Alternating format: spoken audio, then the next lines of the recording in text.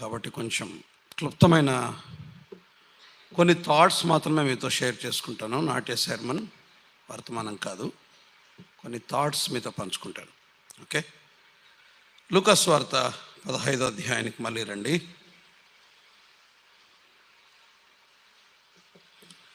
లూకా సువార్త అధ్యాయం 15,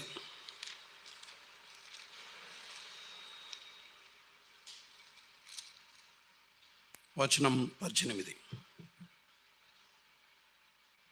నేను లేచి నా తండ్రి యొద్దకు వెళ్ళి,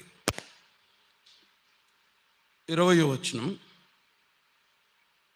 లేకపోతే 19వ వచనం, ఇక మీదట నీ కుమారుడని అనిపించుకున్నటకు యోగ్యుడను కాను, నన్ను నీ కూలివారిలో ఒకనిగా పెట్టుకునమని అతనితో చెప్పుదని అనుకొని లేచి తండ్రి యొద్దకు వచ్చెను.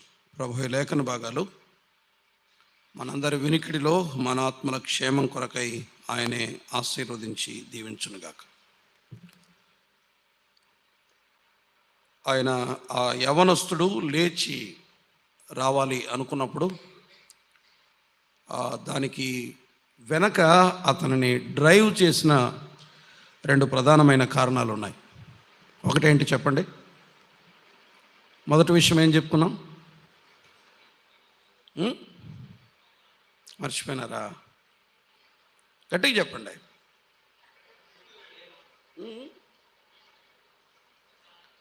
పర్లేదు, గట్టిగా చెప్పండి. ఏం చెప్పినా కరెక్ట్ చెప్పండి.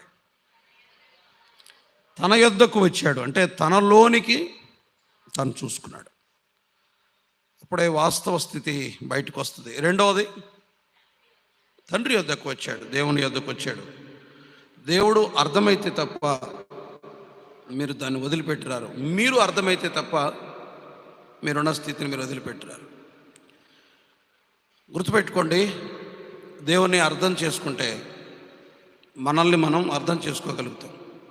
ఎందుకంటే మనం ఆయన సారూప్యం, ఆయన స్వరూపంలో మనం ఉన్నాం. రైట్, నేను విషయాన్ని పొడిగించదలుచుకోలేదు. ఆయన లేచిన తర్వాత మరొక స్థలానికి వచ్చాడు. ఆ యవనస్తుడు లేచి వచ్చిన తర్వాత మరొక స్థలానికి వచ్చాడు. అదే మాటే మరలా నేను చదువుతున్నాను. 19వ వచనం, లేచి తండ్రి యొద్దకు వచ్చెను.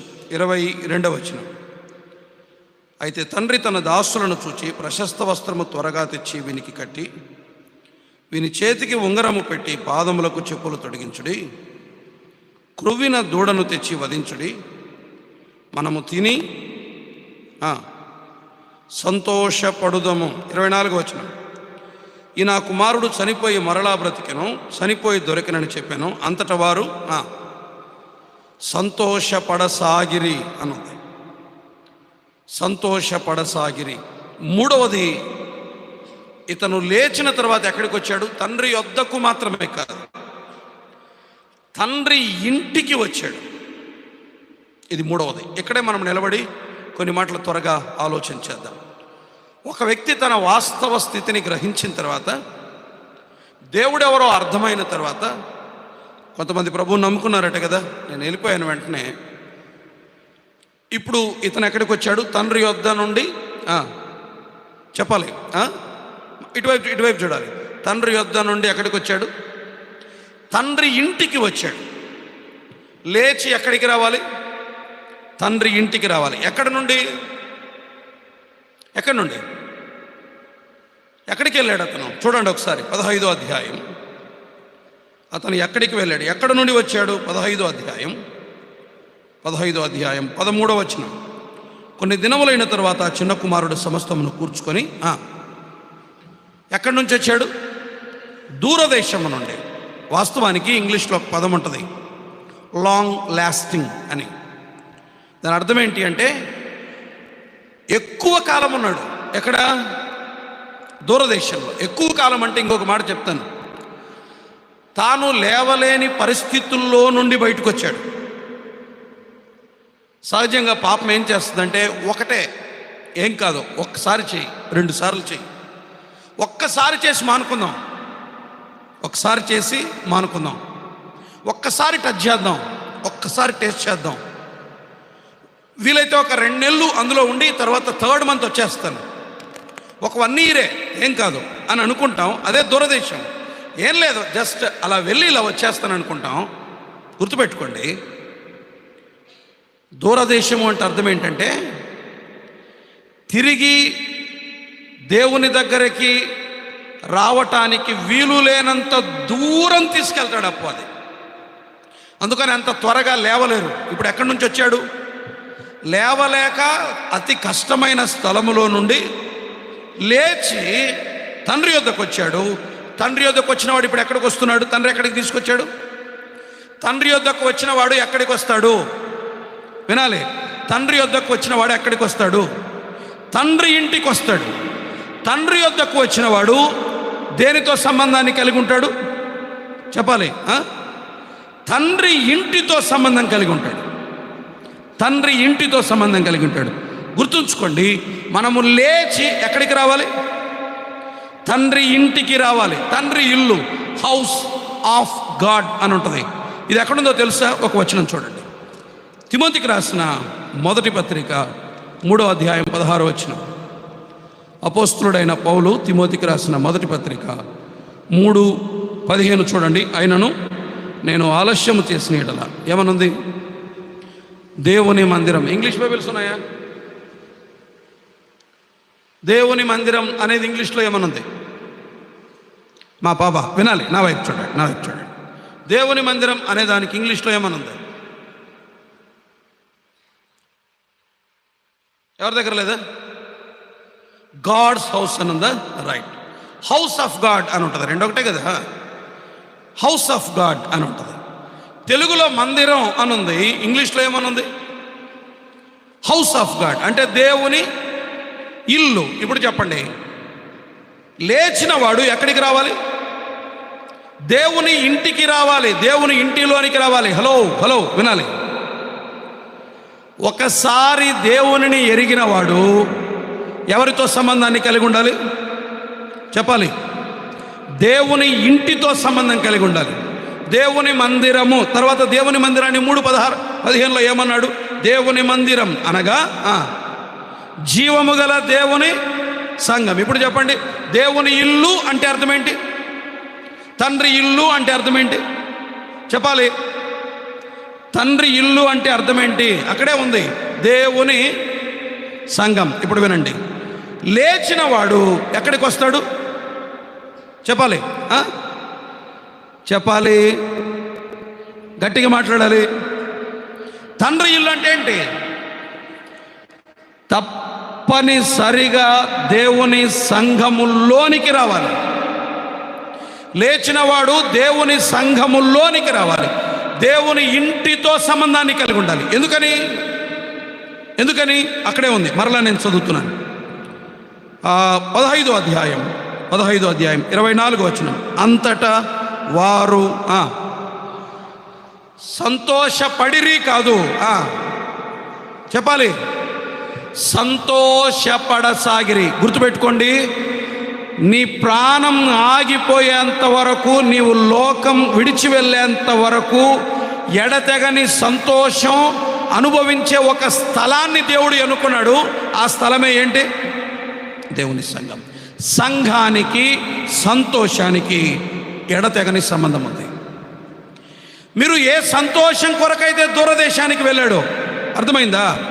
ఏ సంతోషం కొరకైతే, వినాలి మా పాప వినాలి, మా బాబు వినాడు. ఏ సంతోషం కొరకైతే దూరదేశానికి వెళ్ళాడో, ఇప్పుడు ఆ దూరదేశాన్ని వదిలిపెట్టి అక్కడ ఏమీ లేదని అర్థమైంది. ఎక్కడ? లోకంలో ఏమీ లేదని అర్థమైంది. అంతా అప్పుడప్పుడే తాత్కాలికం, అప్పటికప్పుడు ఇన్స్టెంట్గా సంతోషాన్ని ఇస్తుంది. కానీ దేవుని ఇంటిలో సంతోషం కొనసాగింది. సంతోషము లేని స్థలములో నుండి సంతోషము కలిగిన స్థలములోనికి వచ్చాడు. దేవుని ఇంటికి వచ్చాడు. దేవుని ఇంటిలో ఏముంది? సంతోషం. ఎందుకని? దేవుని ఇంటిలో సంతోషానికి గల కారణాలు ఒక 3 త్వరగా నేను చెప్పి జ్ఞాపకం చేసి నేను ముగిస్తాను. లేచిన వాడు ఎక్కడికి రావాలి? చెప్పాలి. ఎక్కడికి రావాలి? దేవుని ఇంటికి రావాలి. తన యొద్దకు వచ్చాడు, దేవుని యొద్దకు వచ్చాడు. ఇప్పుడు ఎక్కడికి వచ్చాడు? దేవుని ఇంటికి వచ్చాడు. ఇక్కడ ఏముంది? మీరు నమ్మినా నమ్మకపోయినా ఇక్కడ సంతోషం. నేను చెప్తున్నాను, 30 సంవత్సరాలు అవుతుంది నాకు దేవుని సంఘంతో సంబంధం అంటే. నేను నెమ్మదిని తృప్తిని అనుభవించే ఏకైక స్థలం నా స్థానిక సంఘం. బైబిల్ స్టడీ కానీ లేకపోతే ఇంకేదైనా కానీ నా ఎంజాయ్మెంట్, నా ఎంటర్టైన్మెంట్ ఏదైనా కానీ దేవుని సంఘం. ప్రభువును నమ్మిన ప్రతి వ్యక్తి దేవుని సంఘముతో సంబంధాన్ని కలిగి ఉండి తీరాలి. ఆప్షన్ కాదు, మ్యాండేటరీ, తప్పనిసరి. ఎందుకని? అక్కడ ఆనందం ఉంది. ఆ ఆనందానికి 3 కారణాలు ఉన్నాయి. నేను త్వరగా చెప్తాను. దేవుని ఇంటిలో ఉండే 3 విషయాలు జ్ఞాపకం చేస్తాను. మొదటిది చూడండి, 15వ అధ్యాయం. దేవుని ఇంటిలో ఆయన వచ్చిన తర్వాత మొట్టమొదటి సంగతి జ్ఞాపకం చేస్తాను. 15వ అధ్యాయం 29వ వచనం. అందుకతడు తన తండ్రితో, ఇదిగో ఇన్ని ఏండ్ల నుండి నిన్ను సేవించుచున్నానే. ఇప్పుడు చెప్పండి, తండ్రి ఇంటిలో ఏమున్నాయి? నాకు ఆ మాట కావాలి. తండ్రి ఇంటిలో ఏమున్నాయి? ఆజ్ఞలు ఉన్నాయి. తండ్రి ఇంటిలో ఏమున్నాయి? ఆజ్ఞలు ఉన్నాయి. అర్థమైందా? తండ్రి ఇంటిలో ఏమున్నాయి? ఆజ్ఞలంటే ఏంటి? వికెట్లు పడినాయి అన్నీ, మొత్తం అయిపోయింది. ఛార్జింగ్ మొత్తం డౌన్ అయింది, ఏం లేదు. ఒక్క టీ చింటే బాగుండేది. మీకు ఏముందో తెలియదు కానీ ఆ గమ్మత్తు టీలో జస్ట్ ఒక 2 సిప్స్ టీ పడిన తర్వాత ఆటోమేటిక్గా కొంచెం మళ్ళా మొఖాల్లో మళ్ళా తేనె ముట్టుకొని తింటాడు చూడండి. అక్కడ ఎవరు? యోనాతాను అలసిపోయినప్పుడు అట్లా వచ్చిండేది. తర్వాత కంటే బిఫోర్ ఇచ్చింటే బాగుండేది. మీకు లోపలేసి విడచకుండా కొట్టినట్టుంది మిమ్మల్ని. ఇప్పుడు అయిపోయింది పరిస్థితి. మీ పరిస్థితి చూస్తుంటే జాలి అనిపిస్తూ ఉంది, పాపం అనిపిస్తుంది తొందరగా ముగించేయాలనిపిస్తుంది. సో కొంచెం నవ్వండి, రైట్? ఓకే. దేవుని ఇంటిలో ఏమున్నాయి? మీరు ఆన్సర్ ఇవ్వాలి నాకు. దేవుని ఇంట్లో ఏమున్నాయి? రైట్. ఇప్పుడు రైట్. దేవుని ఇంట్లో ఏమున్నాయి? ఆజ్ఞలు ఉన్నాయి. దేవుని సంఘంలో మీకు ఇది అర్థమైతే చాలు, అంతే. నేను చాలా త్వరగా ముగిస్తాను, మిమ్మల్ని కూడా నేను ఇబ్బంది పెట్టను. ఒక చిన్న 15వ అధ్యాయం అంటే ఈ చిన్న కుమారుడు గురించిన ఉపమానం ఎంతమందికి బాగా ఐడియా ఉంది చెప్పండి నాకు.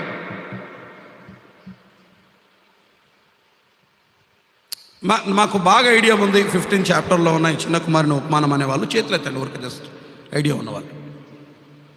పర్లేదు, ఏం కాదు, చేతులెత్తండి. ఐడియా లేదా? సరే, నేను చెప్తాను. ఇతను తండ్రి ఇంటిలో నుండి బయటికి వెళ్ళాడు. ఎందుకు వెళ్ళాడు? ఆజ్ఞలను పాటించడం చేతకాక. ఇంకొకడు ఉన్నాడు. ఎక్కడ? 15వ అధ్యాయం 28వ వచనం. అయితే అతడు కోపపడి లోపలికి వెళ్ళనొల్లకపోయాను అనుంది. లోపలికి వెళ్ళనొల్లకపోయాను అనుంది. అంటే అర్థం ఏంటి అంటే, తండ్రి ఇంటిలో చిన్న కుమారుడు కానీ పెద్ద కుమారుడు కానీ తండ్రి ఇంటిలో ఆజ్ఞలు కీలకం. తండ్రి ఇంటిలో ఆజ్ఞలు కీలకం అంటే వాక్యం కీలకమైంది.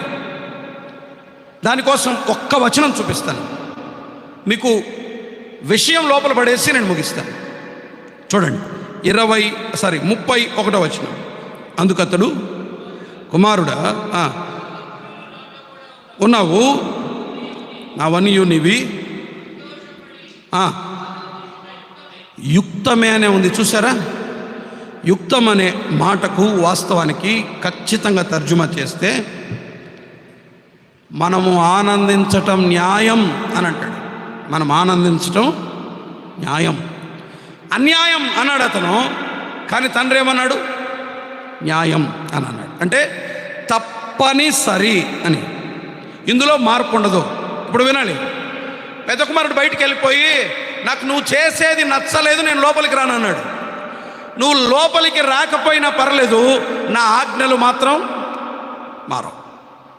తండ్రి ఇంటిలోకి వచ్చిన తరువాత ఎవరైనా సరే, చిన్న కుమారుడైనా సరే, పెద్ద కుమారుడైనా సరే, ఇద్దరు ఏం పాటించాలి? తండ్రి ఇంటిలో ఆజ్ఞలు పాటించాలి. నాకు ఇష్టం లేదు నాన్న నువ్వు చేసింది అని బయట నిలబడ్డాడు. అరే వీడు బయట నిలబడ్డాడే, కొంచెం మార్చుకుందాం. దేన్ని? ఆజ్ఞల్ని మార్చేద్దాం. సరే నీకోసం మారుస్తాను రా అన్నాడా? అనలేదు. నువ్వు వచ్చినా ఒకటే, రాకపోయినా ఒకటే. ఇక్కడ ఆజ్ఞలు కీలకం. దేవుని సంఘములో వాక్యం కీలకం. నీకు వాక్యం, అబ్బా ఇది కష్టం, ఇట్లాంటి పద్ధతులు పెట్టారేంటి వీళ్ళు, ఈ సిద్ధాంతాలు పెట్టారేంటి వీళ్ళు, ఈ విధానాలు పెట్టారేంటి వీళ్ళు, ఏమి సంఘం ఎట్లా ఉంది, అక్కడే బాగుంది కాదు. దేవుని సంఘములో, దేవుని ఇంటిలో దేవుని వాక్యమే కీలకం. నీవు అలిగినంత మాత్రాన నీకోసం వాక్యం మార్చేది ఉండదు. వస్తే రావచ్చు, లేకపోతే లేదు. నేను ముందుగానే చెప్తున్నాను ఈ విషయం. ఒకవేళ మీకోసం వాక్యాన్ని మార్చామనుకోండి, మీకు అర్థమయ్యేటట్టు చెప్తాను. మీకోసం వాక్యం ఇంత కఠినంగా ఉంది, ఇది చేయకూడదట, ఇది చేయకూడదట, అలా చేయకూడదట, అలా ఉండకూడదట, ఇంత కఠినమైన ఆజ్ఞలు పెట్టారు వీళ్ళు, బాలేదు ఇది అంటే, సరే కొంచెం మార్చేద్దాం. దేన్ని? వాక్యాన్ని మార్చేద్దాం. అది జరిగితే, వినాలి, అది జరిగితే ఒక నష్టం జరుగుతుంది. బాగా వినండి. ప్రేమతో మీకు విషం ఇవ్వటంతో సమానం. వాక్యాన్ని మార్చి మీకు చెప్పటం అనేది ప్రేమతో విషం ఇవ్వటం సమానం. మందు చేదైనా నీకు ఆరోగ్యాన్ని కలిగించడానికి ఇక్కడ ఏముంటుంది? చేదైన మందే ఉంటుంది. ఇందులో ఏముంటుంది? నీ క్షేమం ఉంటుంది. కాబట్టి పిల్లలు, యవనస్తులు ముఖ్యంగా మీరు బాగా గుర్తుపెట్టుకోండి అమ్మా. మీరు ఒక సంఘానికి వెళ్ళినప్పుడు, వింటున్నారా? మీరు ఒక సంఘానికి వెళ్ళినప్పుడు అక్కడ కీలకమైనది ఏంటి? దేవుని వాక్యం. వాక్యములో వాక్యం చెప్పింది, దేవుడు రాయించిందే ఉన్నాయా లేదా చూడండి. మీకు అనుకూలంగా ఉందా లేదా కాదు. దేవుడు వాక్యంలో ఉన్నట్టు ఉందా లేదా చూడండి. ఆ చర్చ్ ఇలా, ఈ చర్చ్ ఇలా, అక్కడైతే బాగుంటుంది, అక్కడ కొద్దిసేపు ఇది ఉంటుంది, అది ఎంటర్టైన్మెంట్ ఉంటుంది, అక్కడ ఎంజాయ్మెంట్ ఉంటుంది, అక్కడ బాగుంటుంది. దేవుని ఇంటిలో వాక్యమే కీలకం. ఆ వాక్యమే మన ఆనందానికి కారణం. ఎడతెగని సంతోషం మానవ జీవితంలో అనుభవించాలి అంటే దేవుని ఇంటిలో వాక్యమే కీలకం. ఒక వ్యక్తి నాకు నచ్చలేదు వాక్యం అని వదిలిపెట్టి వెళ్ళిపోతే నష్టం నీకే. ఇక్కడ వాక్యాన్ని మార్చటం ఉండదు, పద్ధతుల్ని మార్చటం ఉండదు, సిద్ధాంతాలని మార్చటం ఉండదు, లేకపోతే మీ కొరకు కట్టడలని మార్చటం ఉండదు. మీకు అర్థం కాలేకపోతే ఒక చిన్న ఉదాహరణ చెప్తాను.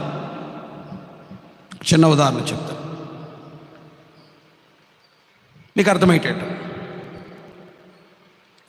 ఒక స్థలంలో పనిచేయడానికి మేము ప్రయత్నం చేస్తున్నాం శాయశక్తుల.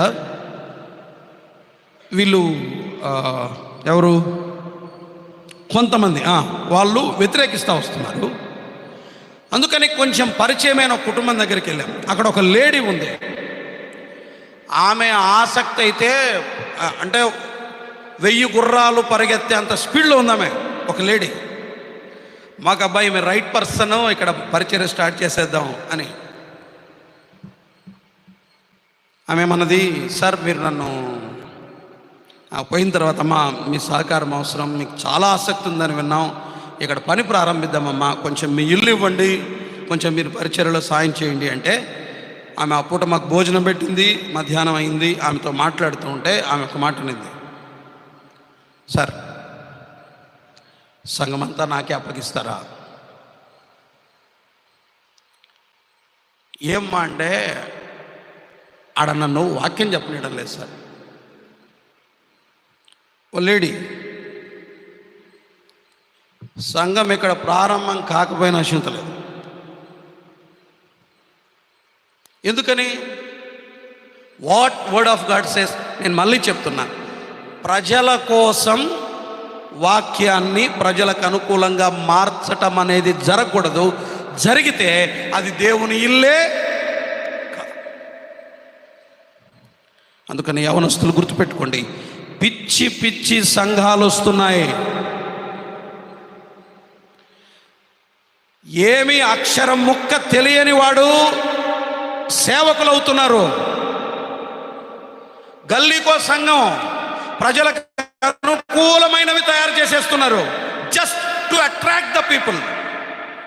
ప్రజల్ని ఆకర్షించాలి, లోపలికి తోలుకోవాలని వాక్యాన్ని మార్చేసి, వాక్యపు పద్ధతుల్ని మార్చేసి ప్రజల్ని ఆకర్షించడానికి లెక్కలేనన్ని సంఘాలు బయట కడుతున్నారు. ఇక్కడ వాక్యం కీలకం. ఒక విశ్వాసి ఆనందించటానికి కారణమైన వాక్యమే కీలకం. ఈరోజు ఇది మీకు ఎక్కకపోయినా, ఇది మీకు పని చేయకపోయినా రేపు పొద్దున పని చేస్తుంది, గుర్తుపెట్టుకోండి. Word of God ultimate.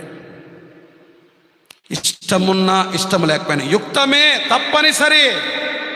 నా కుమారుడా, నేను చేసేది కరెక్ట్, నీకు ఇష్టం లేదా, జస్ట్ యు గెట్ అవుట్, నువ్వు బయటే ఉంటావు, నువ్వు రానక్కర్లా. చిన్న కుమారుడు తండ్రి ఇంటిని వదిలిపెట్టి వెళ్ళిపోయాడు, ఎందుకంటే ఆజ్ఞలు ఇష్టం లేక. రియలైజ్ అయ్యి లోపలికి వచ్చాడు. వాక్యాన్ని అతని కోసం మార్చలా, అతనే మారి లోపలికి వచ్చాడు, తండ్రి ఇంటికి వచ్చాడు, తండ్రి ఆజ్ఞలను అంగీకరించాడు. ఇది ఒక్క తలం మీరు అర్థం చేసుకుంటే చాలు.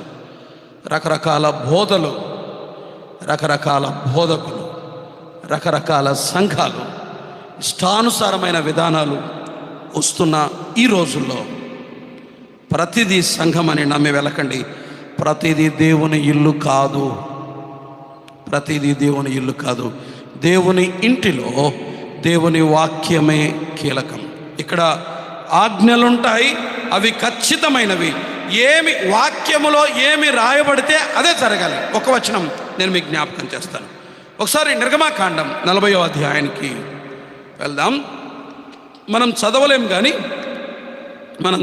కానీ మీకు కొంత సమాచారాన్ని మాత్రం అక్కడ ఇచ్చి నేను ముందుకెళ్తాను. నిర్గమాకాండం 40వ అధ్యాయం. నిర్గమాకాండం 40వ అధ్యాయం మొదటి 15 వచనాలు ఒక భాగాన్ని, 16 నుండి 33 వచనాలు ఒక భాగంగా చేసుకున్నాం. అక్కడ ఏముంటుందంటే, మొదటి 15 వచనాలు అంటే 40వ అధ్యాయం 1 నుండి 15 వచనంలో ఒక మాట ఉంటుంది. నీవు చేయవలెను, నీవు చేయవలెను, నీవు చేయవలెను, నువ్వు ఉంచవలెను, నువ్వు కట్టవలెను, నువ్వు తగిలింపవలెను, నువ్వు ప్రతిష్ఠింపవలెను అని 14 టైమ్స్ ఉంటుంది, 14 సార్లు ఉంటుంది. నువ్వు చేయాలి, నువ్వు తగిలించాలి, నువ్వు ఇలా చేయాలి, నువ్వు ఇలా చేయాలి. 16 నుండి 33 వచనాల్లో ఆజ్ఞాపించినట్లు చేసెను, నిలువబెట్టబడేను, నిలువబెట్టి వేసెను, కప్పెను, ఉంచెను అని చెయ్యవలను అని 14 సార్లు ఉంటే చేసెను అని 14 సార్లు ఉంటుంది. ఇప్పుడు మీకు అర్థమైందా? చెయ్యవలను అని 14 సార్లు ఉంటే చేసెను అని 14 సార్లు ఉంటుంది. అంటే అర్థం ఏంటి? వాక్యములో 14 సార్లు చేయండి అని ఉంటే మనం 13 సార్లు చేస్తే విధేయత కాదు. అర్థమైందా? Half obedience, delayed obedience, also disobedience. నీకు అర్థమైందా? ఆలస్యంగా విధేయత చూపడం, సగమే విధేయత చూపడం కూడా అవిధేయతతో సమానం. దేవుని వాక్యం 14 సార్లు చేయండి అని ఉంటే 14 సార్లు చేయాలి. వాక్యములో ఏముంటే అది చేయాలి. దేవుని ఇంటిలో వాక్యములో ఏముంటే అదే జరగాలి. దేవుని ఇంటిలో అక్కడే సంతోషం ఉంటుంది. దేవుని ఇంటికి వచ్చాడు, అక్కడ ఆజ్ఞలు కీలకం. ఆజ్ఞలతో వీరి జీవితాలు ముడిపడి ఉంటాయి. ఇది కీలకమైంది. మొదటిది అక్కడ ఏమున్నాయి? దేవుని ఇంటిలో ఏమున్నాయి? ఆజ్ఞలు ఉన్నాయి. అవే కీలకం. నీవు నేను కాదు, నీకోసం నా కోసం ఆజ్ఞల్ని మార్చటం ఉండదు. మార్చకండి. 2 15వ అధ్యాయం లూకా సువార్త అధ్యాయం 15. అధ్యాయం 15లో మరొక్క మాట మనం చూద్దాం.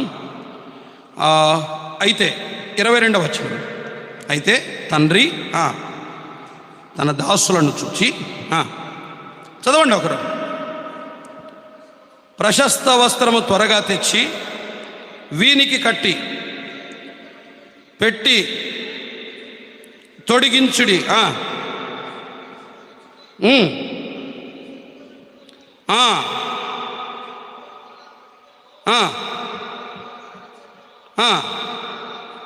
అంతటా వారు సంతోషపడసాగిరి. మీరు చూసారా అక్కడ ఎవరెవరు ఉన్నారు? అయితే తండ్రి తన దాసులను చూచి అనే మాట ఉంటుంది. సో దేవుని ఇంటిలో దేవుని పరివారం ఉంటుంది. నేను ఇలా చెప్తాను, సహవాసం ఉంటుంది. దేవుని ఇంటికి వస్తే దేవుని ఇంటిలో ఏముంటాయి? ఆజ్ఞలు ఉంటాయి. రెండవది ఏముంటుంది? దేవుని ఇంటిలో సహవాసం, ఫెలోషిప్ ఉంటుంది. ఫెలోషిప్ అంటే ఏంటి? ఫెలోషిప్ ఏంటంటే ఏంటి తెలుసా? వినాలి అమ్మామా, పాపా నా వైపు. ఫెలోషిప్ అంటే ఏంటో చెప్పండి. సహవాసం అంటే అర్థమేంటి చెప్పండి.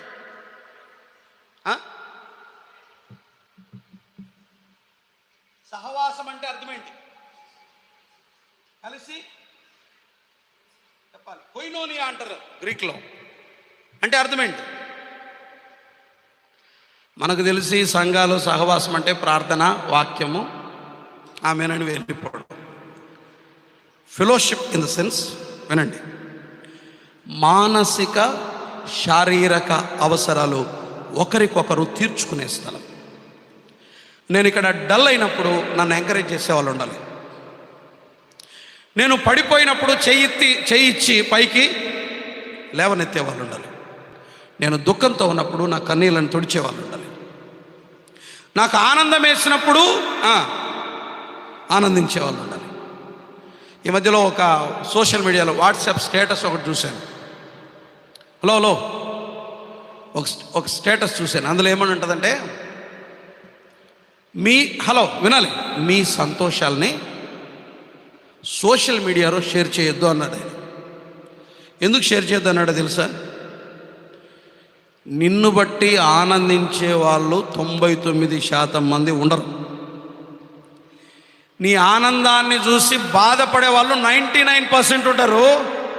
ఎవడో 1% అవునా పర్లేదే అని ఆనందిస్తాడు. బయటికి మాత్రం సూపర్ అన్న, కంగ్రాచ్యులేషన్స్ అన్న, నా వండర్ఫుల్ అన్న అని అంటారు.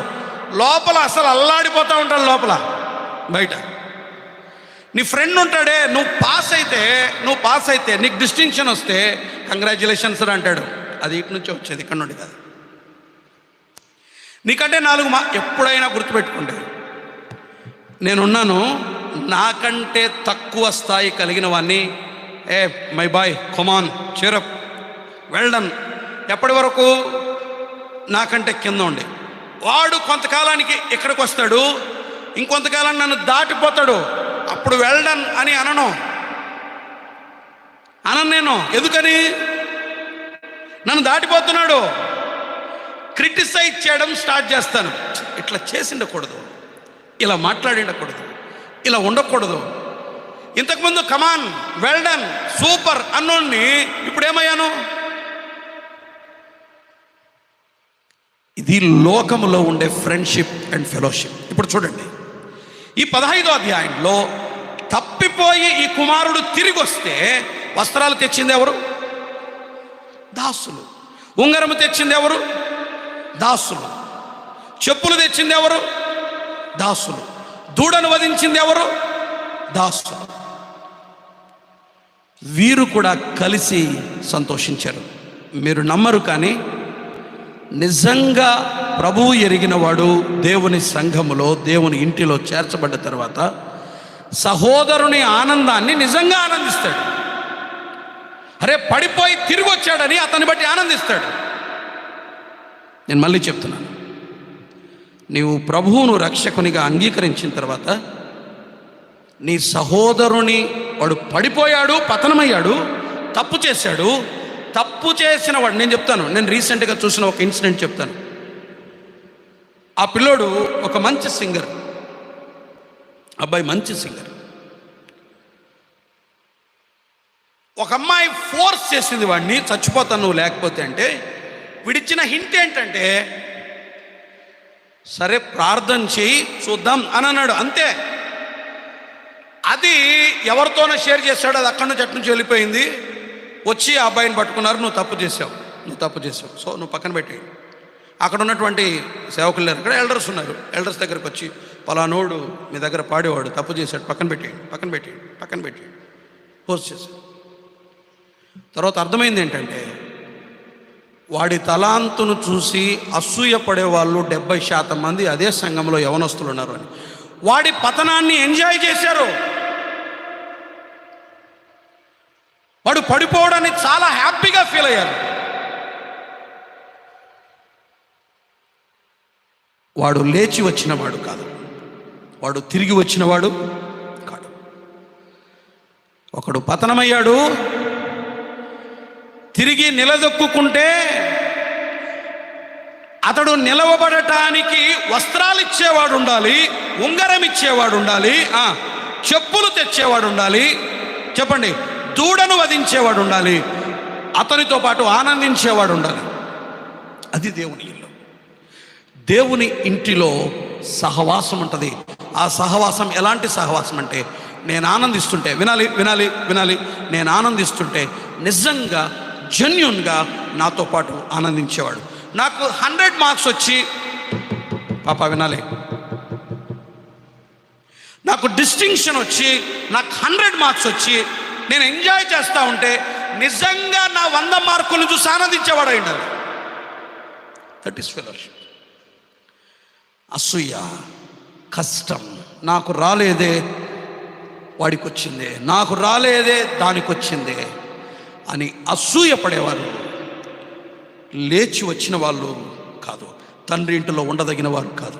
గుర్తుంచుకోండి, దేవుని ఇంటిలో సహవాసం ఉంటుంది. సహవాసం అంటే అర్థం ఏంటంటే, నేను పడిపోయి తిరిగి లేచినప్పుడు నాతో ఆనందించేవారు. తండ్రి నన్ను ప్రేమిస్తున్నప్పుడు, ఆ ప్రేమను చూసి అతన్ని హెచ్చిస్తున్నప్పుడు ఆనందించేవారు. తండ్రి ఇంటిలో సహవాసం ఉంటుంది. దేవుని ఇంటిలోనికి వచ్చాడు, అక్కడ ఆజ్ఞలు ఉన్నాయి, వాక్యం ఉంది. మన ఇష్టాలు, మన ఎమోషన్స్, మన అభిప్రాయాలు ఇక్కడ కీలకం కాదు, వాక్యమే కీలకం. లోపలికి వచ్చిన వాడికి వాక్యమే కీలకం. రెండవది ఇక్కడ సహవాసం ఉంటుంది. మూడవది చూడండి, ఆ మాట చెప్పి నేను క్లోజ్ చేస్తాను. 20వ వచనం, 15వ అధ్యాయం 20వ వచనం.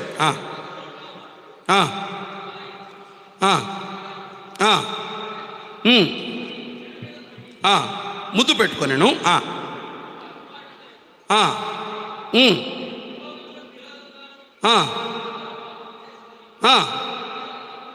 నీ కుమారుడనని అనిపించుకొనుటకు యోగ్యుడను కాను. దీని కంటిన్యూషన్ 19లో ఉంటుంది, చదవండి. ఇక మీదట నీ కుమారుడని అనిపించుకున్నటకు యోగ్యుడను కాను, అయితే నన్ను నీ కూలి వారిలో ఒకనిగా పెట్టుకొనుమని అతనితో చెప్పుదనని లేచి తండ్రి యొద్దకు వచ్చాను. మూడవది, తండ్రి ఇంటిలో ఏం చేయాలనుకున్నాడు? కుమారుడే ఏం చేయాలనుకున్నాడు? కూలివాడి. నాకు కుమారత్వం అనలేదు. సో మూడవది, తండ్రి ఇంటిలో ఏముంటుంది? పని ఉంటుంది, పరిచర్య ఉంటుంది. తండ్రి ఇంటిలో ఆజ్ఞలే కీలకం. నాకు వాక్యం నచ్చలేదు, ఆజ్ఞలు నచ్చలేదు, నేను రాను, బయటికి వెళ్తానంటే వాక్యం మార్చబడదు. నువ్వు బయటికి వెళ్ళినా పర్లేదు. అర్థమైందా? నువ్వు బయటికి వెళ్ళినా పర్లేదు, మార్చం. డాడీ నాకు నచ్చలా, నువ్వు అట్లా చేయడం నచ్చలా, ఇది తప్పనిసరినా, ఇది యుక్తమే, దిస్ ఇస్ నెసెసరీ. వాక్యం ఇలాగే ఉంటుంది. నీకు నచ్చకపోతే జస్ట్ బయటే ఉంటుంది, రానక్కర్లా. నీకోసం వాక్యాన్ని మార్చడం అంటూ ఉండదు అనేది గుర్తుపెట్టుకోండి. రెండవది, తండ్రి ఇంటిలో ఏముంటుంది? సహవాసం. సహవాసం అంటే ఏంటి? నిజంగా వినాలి, నిజంగా నేను ఆనందిస్తుంటే ఏమాత్రం అసూయ పడకుండా నాతో పాటు ఆనందించేదే నిజమైన సహవాసం. నేను తిరిగి వచ్చాను, నేను తిరిగి వస్తుంటే తండ్రి ఆనందిస్తున్నాడు, పరలోకపు తండ్రి ఆనందిస్తున్నాడు, ఆయనతో పాటు వీళ్ళు కూడా వస్త్రం తీసుకురా, హ్యాపీగా తెచ్చిచ్చారు వస్త్రాన్ని, దూడను హ్యాపీగా కోసారు, ఉంగరాన్ని హ్యాపీగా తెచ్చిచ్చారు, చెప్పులు హ్యాపీగా తెచ్చిచ్చారు. వెల్ డన్, సూపర్ నాన్న, నువ్వు తిరిగి వచ్చిందే నాకు కావాలి అని తండ్రితో పాటు వీళ్ళు కూడా ఆనందించారు. That is called fellowship. అసూయ, ఓరవలేనితనం, తొక్కేయడాలు, దట్స్ నాట్ ఫెలోషిప్. అలాంటి వారు ఎవరైనా ఉంటే వారు లేచి వచ్చిన వాళ్ళు కాదు. వాళ్ళు ఇంకా దూరదేశంలోనే ఉన్నారు, ఇక్కడ ఉన్నట్టు నటిస్తున్నారు. పెద్ద కుమారుని లాంటి వారు. మూడవది, తండ్రి ఇంటిలో ఏముంటుంది? పని ఉంటుంది. అయిపోయింది, వర్తమానం అయిపోయింది. పని అంటే జనరల్గా మనోడు ఏమడగాలి? నీ కూలివానిలో ఒకనిగా. అంటే అర్థం ఏంటంటే, నాకు స్థానం అక్కర్లేదు, నాకేం కావాలి? దేవా, నీ దగ్గర నేనేం చేస్తా చెప్పండి? పని చేస్తా, పదవద్దు. అదే కదా కుమారుడు అడిగింది. కూలివానిలో ఉంటానంటే అర్థం ఏంటి? నన్ను కుమారునిగా చేసుకోవాలన్నా నువ్వు నన్ను కుమారునిగా చేస్తేనే నేను లోపలికి వస్తా. నువ్వు నన్ను రికగ్నైజ్ చేస్తేనే, నువ్వు నన్ను ఐడెంటిఫై చేస్తేనే, నువ్వు నాకు ఛాన్సెస్ ఇస్తేనే, నువ్వు నాకు అవకాశాలు ఇస్తేనే, నువ్వు నాకు ఒక పొజిషన్ ఇస్తేనే. కూలివాడు అనేది తండ్రి ఇంటిలో తక్కువ స్థానం. నాకు లీస్ట్ ప్లేస్ నేను తండ్రి దగ్గర ఉంటాను. నాకు కావాల్సింది నేను తండ్రి పని చేస్తా, అంతే. తండ్రి పని చేస్తా. నాకు పొజిషన్స్ వద్దు, పదవులు వద్దు. చాలామందికి యవనస్తులకు ఒక ప్రాబ్లం ఉంటుంది. అదేంటో తెలుసా? Identity crisis. మీరెందుకు అందరితో పాటు డ్రెస్సెస్ సెలెక్ట్ చేయరు చెప్పండి? వాడు కట్టుకున్నాడు, నాకు ఇదొద్దు షర్ట్. ఆ అమ్మాయి దగ్గర ఉంది డ్రెస్, నాకు ఇదొద్దు. యూనిక్గా ఉండాలి, నలుగురు నన్ను గుర్తించాలి. చర్చిలోకి వస్తేనే నన్ను ఐడెంటిఫై చేయాలి,